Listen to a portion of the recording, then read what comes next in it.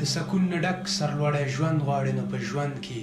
د تلپاتې ژوند لپاره ژوند وکړه او دا ډېره ښه ده همیش خوږ ژبی پاتې شه او دا هم په یاد ولره که څوک د ځمکې په سر هر کار وکړي نو د ځمکې لاندې یې جواب حتما ورکوي او هیڅ څوک د ځمکې په سر پاتې کیدونکی نه ده.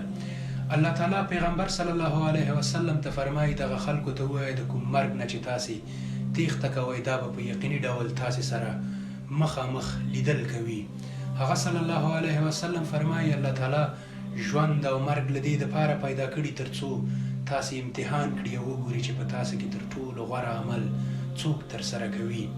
یعنې تر څو د قیامت په ورځ هر چا ته خپل عمل څرګند وي. هغه صلی الله علیه وسلم فرمایي دا دنیا د امتحان ځای دی او په دې کې هر هغه څوک کامیاب دی چې ایمان یې راوړ او بیا چې الله کوم رزق ورکړ په هغې باندې قناعت وکړه او ویې ویل الحمدلله چې مسلمان یم. السلام علیکم.